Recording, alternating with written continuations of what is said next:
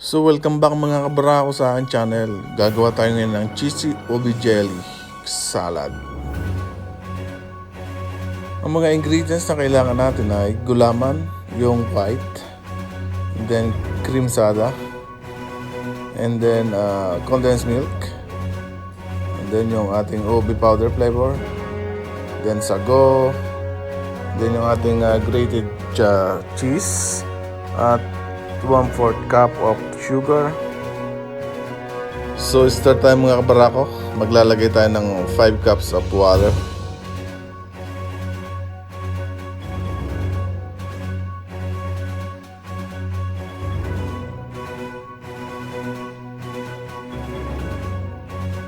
And then ilalagay naman natin yung ating Mr. Gulaman, yung unflavored na Mr. Gulaman.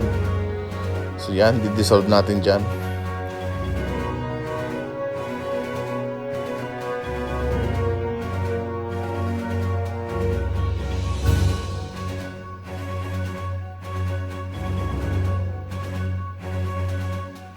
Then i-mix lang natin.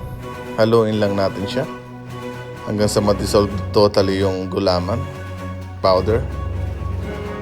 Then i-add natin yung ating 1/4 cup of sugar. And then yung ating ubi powder. Dissolve natin dyan.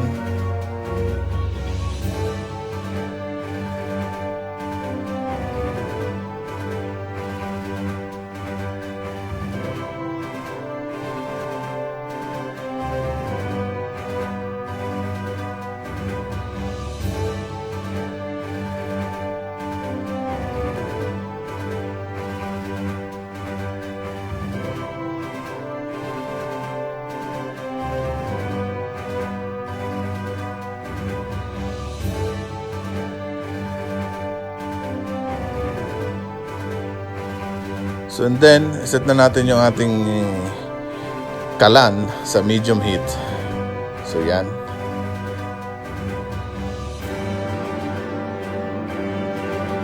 And then, hintayin lang natin siyang kumulo and then haluin natin siya ng haluin.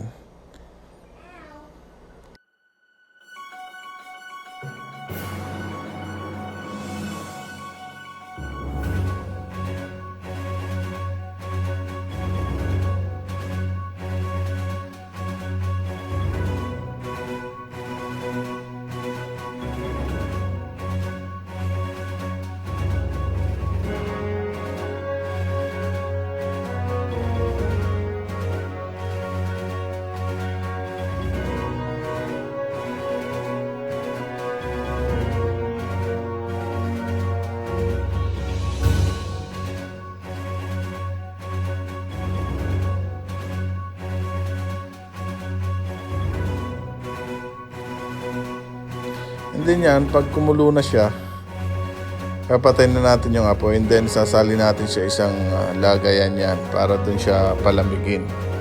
Yan.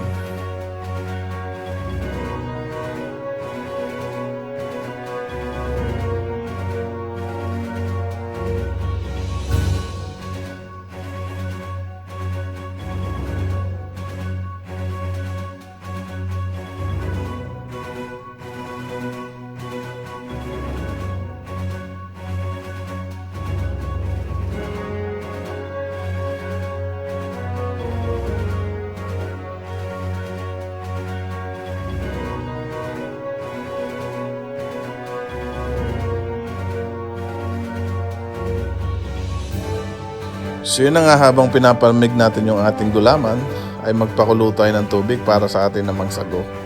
So yung tapioca ay lulutuin natin ng around like 15 to 20 minutes. Pakukuluan natin. Then hinahalo din to occasionally para hindi mag-dikit-dikit habang naluluto.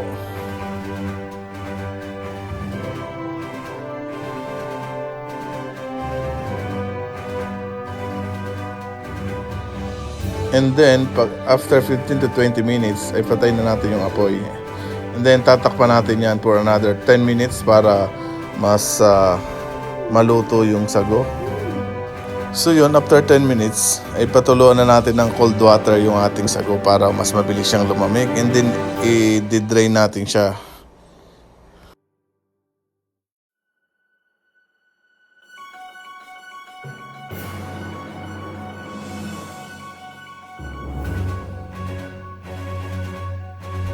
So after natin madrain yung sago, lipat lang siya isang lalagyan at set aside. So ready na yan.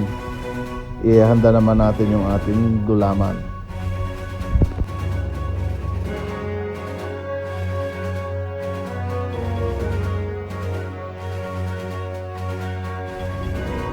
So ito na nga, malamig na yung ating gulaman. So hiwain natin. Hiwain lang natin siya kung gano'n natin siya gustong kalaki. Bahala na tayo kung anong gusto natin yan.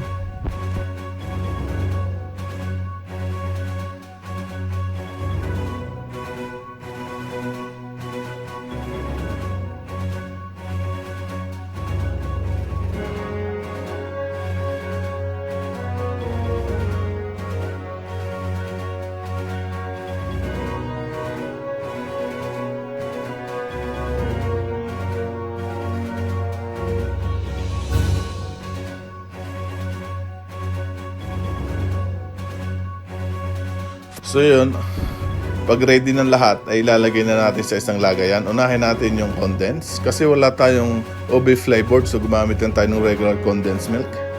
So lalagyan lang natin ng OB powder yan para mag OB flavored.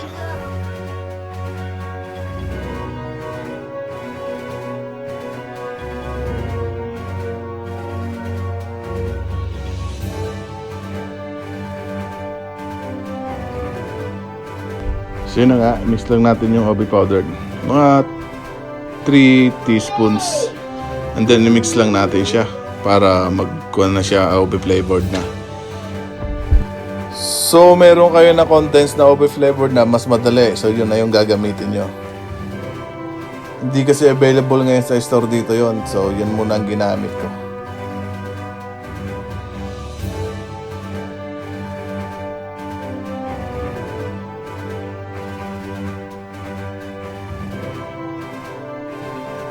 And then ilagay din natin yung ating cream sada. I-mix lang natin. Haluin ng haluin ng haluin ng haluin. Yan.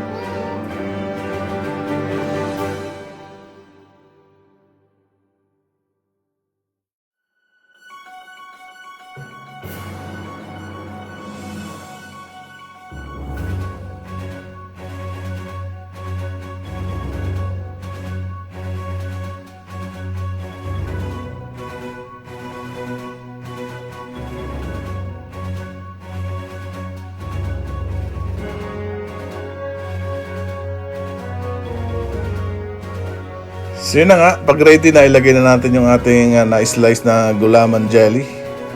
Ayan. Then,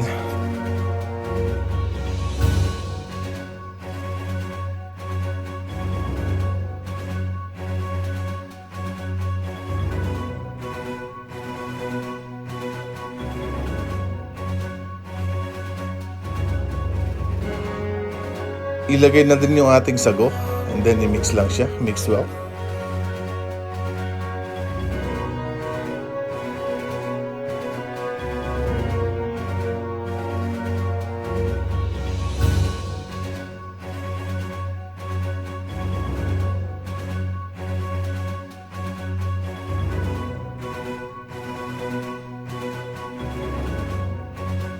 So yung last, ilalagay na natin yung ating cheese.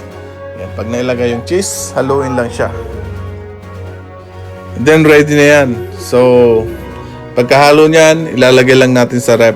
Tatakpan muna, lagay sa ref. And then after a day, pwede na yan kainin. Mas masarap yan kainin pag malamig eh. So thank you mga kabarako for watching, and please don't forget to subscribe, like, and ring the bell. Peace!